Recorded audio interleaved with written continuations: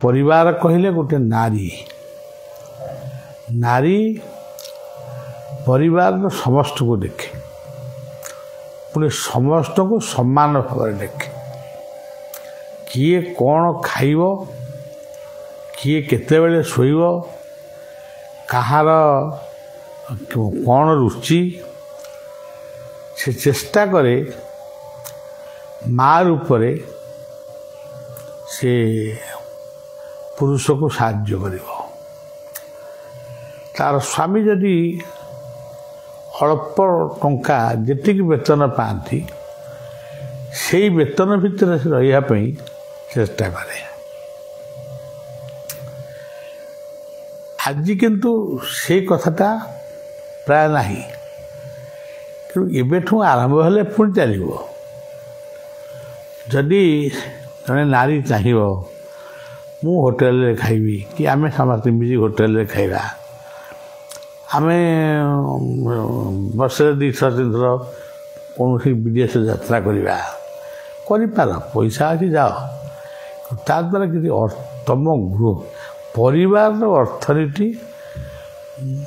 वर्धित हो पार ना ये हूँ नारी कथा पुणी यही समाज दिन समय थिला पुरुष माने स्वामी माने से माने नारी जन्म को हेय ज्ञान माने करते सी तार सुमिष्ट सुस्वादु रोषई खाई सारा पर सी कहते जड़े भल रांधुनिया घर द्वार को परिष्कार परिच्छन्न कर रखिले से कहे भल सफा कला वाला ताकू विभिन्न आख्या देले नारी की स्वाधीनता दिगला ना जो माने नारी को माने अग्राधिकार दवाई जो माने इच्छा कले कहगला स्वेच्छाचारिता बा स्वेच्छाचारिणी बोली कहगला कि प्रकृत नारी स्वेच्छाचारिणी नुहे पुरुषर अकथनीय अत्याचार को से मुंड पाटी सही पारी अहल्या पुराण पुस्तार अहल्या कथा देखु माँ सीता कथा देखु एगुड़िक सबू नारी जाति केते सही पारे सीधा हूँ सबुठारु बड़ कथा किंतु आईन जो माने गढ़िले से माने सेतबेले भावी नथिले एते शीघ्र नारी प्रगति नारीर प्रगति यथा अति शीघ्र हम एवं सी कौटी केमिटी स्वेच्छाचारिणी हो वर्तमान से समयटा आसी पहुँची नारी को रक्षा करने को जाई नारी रक्षा हो किंतु अनेक स्थान देखा जाउची पुरुष नारी भितर स्वामी स्त्री भितर संपर्क नहीं वैवाहिक जीवन माने किसी नहीं शाशुघर बापघर जीवन किसी माने नहीं तेणु बलियार यही कथा मुंडे पशिला ये गोटे पुरुष कमिशन केमती हो से मु टीवी रे कहली सांबादिक मानू कहली आईनटा समान भाव रहिले टिके उणा बेसी रहिले दुईटी जाक मुख्य दुईटी जाक शक्ति मुख्य स्रोत सामिल हेबे कई क्या नाली आखि देख पारे नहीं तापर मोर मन पड़ा अनेक जगार जदि पुओ बहु खूब भलरे रहउछंती तांकर जी बाप माँ उभयंकर शाशु ससुर झीर शाशु ससुर ज्वाइर शाशु ससुर से गोटे किसी एपर्यंत आईन हो पारि ना कमिशनटा केवल नारी हम पुरुष हेनी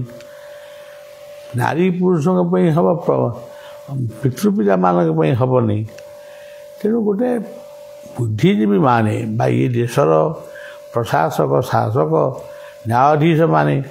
ୟାକୁ ବସିକିରି ଗୋଟେ ଶାନ୍ତ ମନରେ ବିଚାର କଲେ ଏ ରାସ୍ତା ଉନ୍ମୁକ୍ତ ହେବ। ଏ ହେଉଛି କଥା। ତେଣୁ ଆମେ ଏ କାର୍ଯ୍ୟଟାକୁ ଜାରି ରଖିବୁ। ଏଇଠି ଭୁବନେଶ୍ୱରରୁ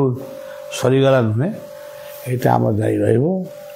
ପରିବାର ଗଠନ କର, ପରିବେଶ ସୁରକ୍ଷା କର, ମଦ୍ୟମାଦକ ଠାରୁ ଦୂରେଇ ଯାଅ, ନିଶାମାଦକ ଠାରୁ, ଏବଂ ଅନ୍ଧବିଶ୍ୱାସକୁ ବିଶ୍ୱାସ କର ନା। ଏବଂ ଏଇଭଳି ସବୁ କଥା ଗୁଡ଼ାକ ଯେମିତି ହେଲେ ବି ଆମ ପରିସର ଭିତରେ ଆମେ ନିଶ୍ଚୟ ପ୍ରଚାର କରିବୁ। ତେଣୁ ଯେତିକି ଗଛ କଟା ହେଲାଣି ତାର ଖାଲି କାଗଜ କଲମରେ ଗଛ ଲାଗିଛି, କିନ୍ତୁ କାଗଜ କଲମରେ କେଉଁଠି ଗଛ ଲାଗିଛି କହିଲେ ଏଠି ଗଛ ନାହିଁ। ଆମେ ଟିଭି ପରଦାରେ ଦେଖୁଛୁ ଗୁଡ଼ାକ ସବୁ। ତେଣୁ ନାରୀ ହେଉଛି ମା, ନାରୀ ହେଉଛି ଶକ୍ତି, ପୁରୁଷ ହେଉଛନ୍ତି ଶିବ। ତେଣୁ ପୁରୁଷମାନେ ଯେ ଆମେ ପୁରୁଷ ବୋଲି ଆମେ ମଦ୍ୟମାଦକତା ଖାଇ ରାତି 12ଟା 1ଟା ବେଳେ ଘରକୁ ଫେରି ନାରୀ ଉପରେ ଅତ୍ୟାଚାର କରିବୁ, ସେଗୁଡ଼ାକ ନୁହେଁ, ଆଦୌ ଗ୍ରହଣୀୟ ନୁହେଁ। ତେଣୁ ସମୟ ଆସୁଛି ସମାଜକୁ ପରିବର୍ତ୍ତନ କରିବାକୁ ହେବ ଏବଂ ସମସ୍ତେ ମିଳିମିଶି ଆମେ ଆମ ସମାଜ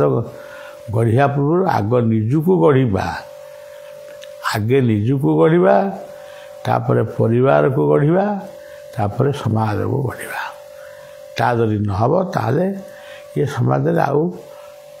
ଶାନ୍ତି ବୋଲି କିଛି କଥା ରହିବ ନାହିଁ, ସବୁଗୁଡ଼ାକ ଭେଜାଲ ହେଇଗଲା। ତେଣୁ ଏଇ କାର୍ଯ୍ୟକ୍ରମଟି ବଳିଆ ବର୍ତ୍ତମାନ ଟିକେ ବିଶ୍ରାମ ନେଉଛି। ଯଦିଓ ମୁଁ ସୁସ୍ଥ ଅଛି ତଥାପି ବିଶ୍ରାମ ନେଉଛି।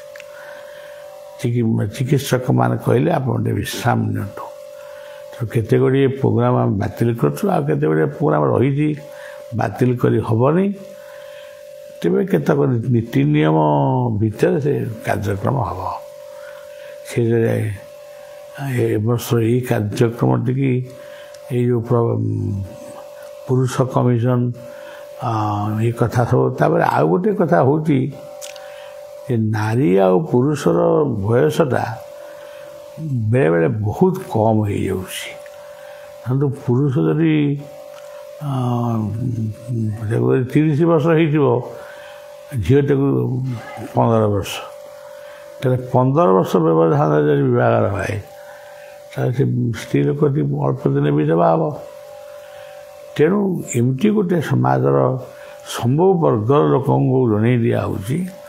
ଯେ ଏମିତି ଭୁଲ କରନ୍ତୁ ନାହିଁ। ଜଣେ ବିବାହ ହେବ ନ ହେବ ସେ ଅଲଗା କଥା। ଯଦି ହେବ କ'ଣ 15 ଦିନ 8 ଦିନ ବଡ଼ ସାନ ହେଲେ ଚଳିବନି, କି ଗୋଟିଏ ବର୍ଷ ବଡ଼ ସାନ ହେଲେ ଚଳିବନି। କିନ୍ତୁ ପୁରୁଷକୁ ଯେତିକି ନାରୀ ତାର ଅଧା ବି ନଥିବ, ସେ ପାଖରେ ସେ ଖଟିବ ଏବଂ ସେ ପାଖରେ ଅଶାନ୍ତି ବି ହେବ, ସ୍ୱାମୀ ସ୍ତ୍ରୀ ଭିତରେ କଳହ ସୃଷ୍ଟି ହେବ। ତେଣୁ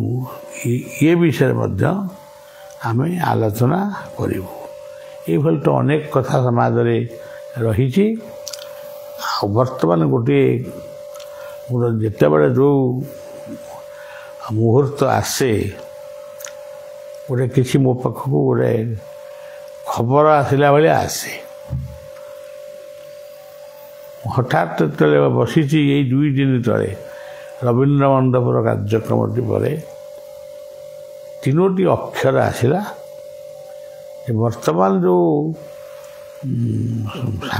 ସାମାଜିକ ବ୍ୟବସ୍ଥା ବିଶ୍ୱରେ ବିଗିଡ଼ି ଯାଇଛି ବୋଧେ ସେଇଥିପାଇଁ ଆସିଲା। ପ୍ରଥମ ଅକ୍ଷରଟି ହେଉଛି ଅଂ, ଦ୍ୱିତୀୟ ଅକ୍ଷରଟି ହେଉଛି ଜଂ, ତୃତୀୟ ଅକ୍ଷରଟି ହେଉଛି ବଂ। ଅଂ କହିଲେ ଅନନ୍ତ, ଅଲେଖ, ଅଚ୍ୟୁତ,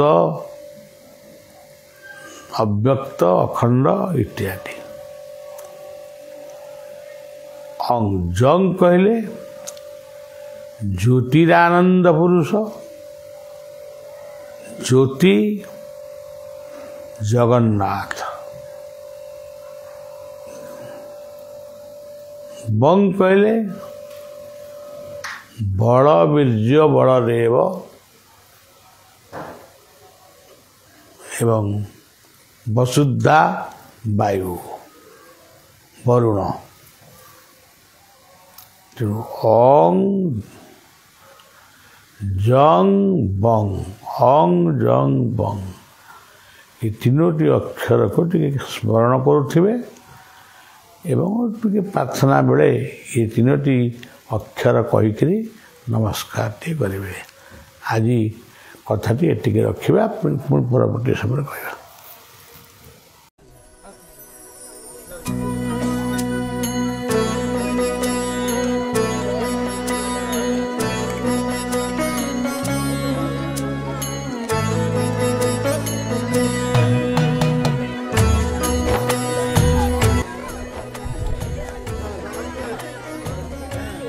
सिंह परी बलियान हेबा एवं गध परी खटिबा, तेबे आमे गोटे सुस्थ समाज गठन करि परिबा। तेबे जाहाउ अधिक समय नेबि नाही। आज गोपाल भाई अछंती से जोड़ सत्संग करिया पय आछन, से जिना भल खाइया पय दउचंदी, बड़ बड़ फूलमाला दउचंदी किंबा किछि खर्च देबे जीवा आसिया पय, त आमे त किछि खर्च दबुनी किंबा आमे जे किछि खाइया पय दबुनी। हेले गोपाल भाई आम पाखु एत सरल केमी चली आसिले। वास्तव में पिला मान गोटे कथा जानी था, सबुठारु जटिल समय होची एई समयटा। कहीं ना गछ को केते बेले बाड़ दिया जाए, छोट बेले ना बड़ बेले, केते बेले केते बेले